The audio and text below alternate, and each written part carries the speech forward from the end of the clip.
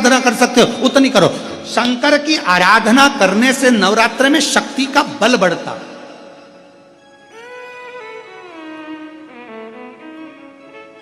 शक्ति का बल। क्यों गुरुजी नवरात्र में शंकर जी की आराधना क्यों करना चाहिए? हमने कहा अगर माता रानी से जो मांगना है तुम्हें, अगर तुमने नवरात्रे में शिव जी की आराधना करिए, शंकर की कथा सुनिए, शंकर की आराधना करिए, शिव स्तुति करिए, शंकर को एक लोटा जल चढ़ाया, मां आद्य शक्ति तुम्हारे पर कृपा करेगी। क्यों? क्योंकि जिस स्थान पर शिवलिंग रखा होता है और जो हस्त कमल है वो मां पार्वती जगत जननी दुर्गा भवानी है। जब हम जल चढ़ाते हैं मां आद्य शक्ति अम्बा जगदम्बा और जगत जननी नवरात्र में प्रसन्न हो जाती है। वो जल की इतनी महत्वता है। आद्य शक्ति को प्रसन्न करना है, नवरात्र में शिव जी को जल चढ़ा। हर नवरात्र में आप एक विशेष ध्यान रखें, प्रत्येक नवरात्र में, कि हमें शंकर भगवान के शिवलिंग की पूजन करनी। और एक और बात समझ लें, दो शिवलिंग का निर्माण नहीं भी कर सकते हैं तो एक शिवलिंग का निर्माण करें और उस शिवलिंग के पास में ही एक छोटा सा मिट्टी का ढेला रखकर मां जगत जननी जगदम्बा का भी पूजन कर सकते। आपको नहीं बनाना दो शिवलिंग, तो एक शिवलिंग एक मिट्टी का थोड़ा सा। ऐसा नहीं है कि मेरी माता दुर्गा भवानी पिंडी के रूप में नहीं पूजाती है। अगर मेरी माता पिंडी के रूप में नहीं पूजाती तो वैष्णो देवी में 3 पिंडियां विराजमान नहीं हो पाती। हर नवरात्र में आप एक विशेष ध्यान रखें, प्रत्येक नवरात्र में, कि हमें शंकर भगवान के शिवलिंग की पूजन करनी। और एक और बात समझ लें, दो शिवलिंग का निर्माण नहीं भी कर सकते हैं तो एक शिवलिंग का निर्माण करें और उस शिवलिंग के पास में ही एक मां जगत जननी की आराधना, जगदम्बा की उपासना। नवरात्रे में 9 दिन में से कोई एक दिन ऐसा ले लो जिस दिन कन्याओं का भोजन कराओ, साथ में उनको लाल चुनरी ओढ़ाओ या कोई लाल वस्त्र, लाल पूजन की सामग्री उनको दो, सुख मिलेगा, आनंद आएगा। श्री शिवाय नमस्तुभ्यं। कल से एक नियम लेना, शमी के वृक्ष की पत्ती, जैसे ये बेलपत्र होता है, शिव को और गणेश को बेलपत्र शमी पत्र समर्पित होता है। आपको कथा में वर्णन किया था, 33 कोटि देवताओं को भले बेलपत्र नहीं चढ़ेगा पर 33 कोटि देवताओं को शमी पत्र चढ़ता है।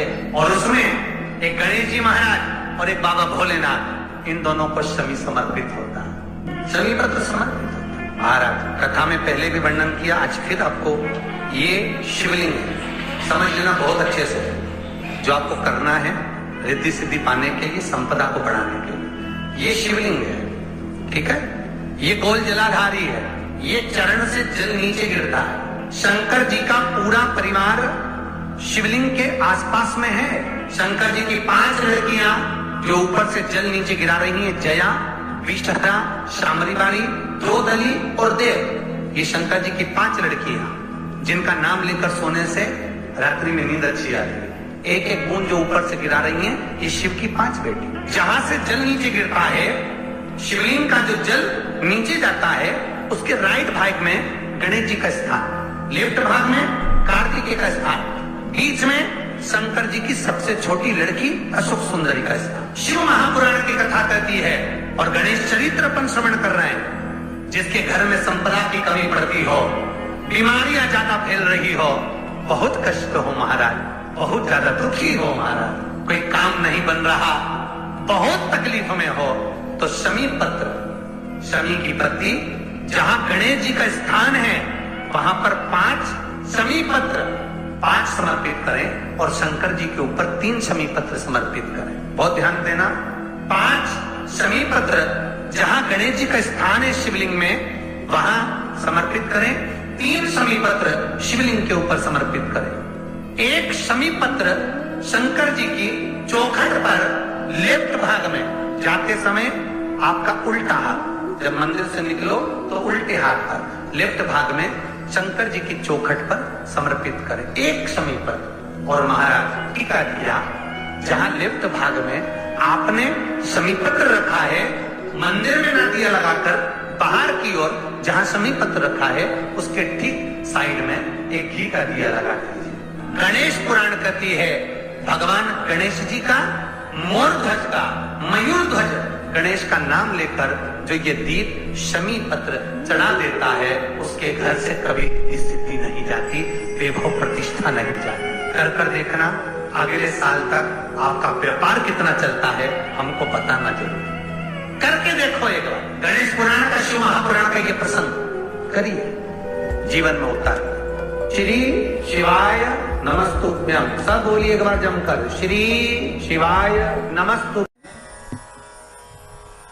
चैत्र के महीने की ये सिंधारा दूज है। आज नवरात्रे की चैत्री नवरात्रे में जो दूज होती है इसको सिंधारा दूज कहते हैं। कौन सी दूज कहते हैं? जम के बोलिए, सिंधारा दूज।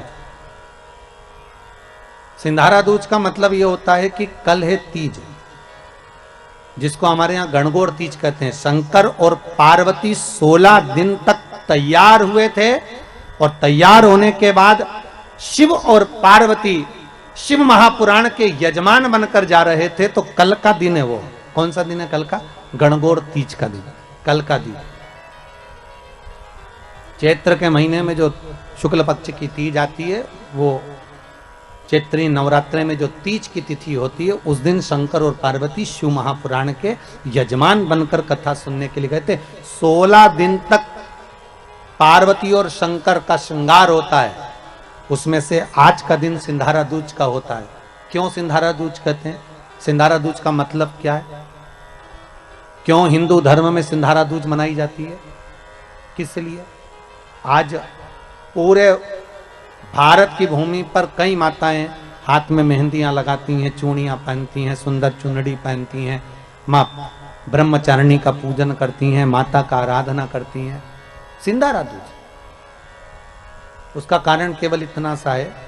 सिंधारा दूज का मतलब यह होता है कि चंचुला देवी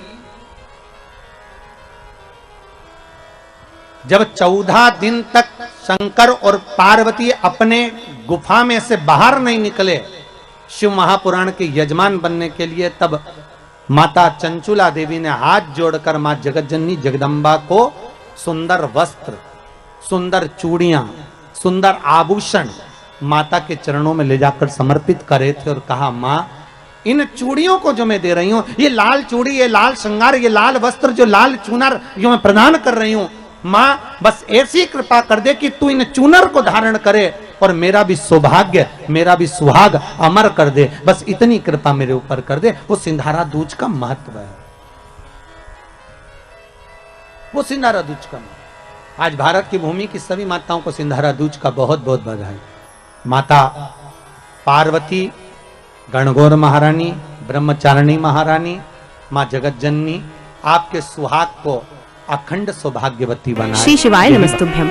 सभी माताओं, बहनों और भक्तजनों से हाथ जोड़कर निवेदन है कि अगर आप इस वीडियो को YouTube पर देख रहे हैं तो इसे लाइक करें और हमारे चैनल को सब्सक्राइब करना न भूलें। भविष्य में आने वाले वीडियो की जानकारी के लिए बेल आइकॉन दबाएं। कमेंट बॉक्स में हर हर महादेव अवश्य लिखें और इस पुण्य के कार्य में अपने दोस्तों और परिवार को भी शामिल करें। इस वीडियो को उनके साथ शेयर करें ताकि वे भी इसे सुनकर लाभ उठा सकें। श्री शिवाय नमस्तुभ्यम। हर हर महादेव।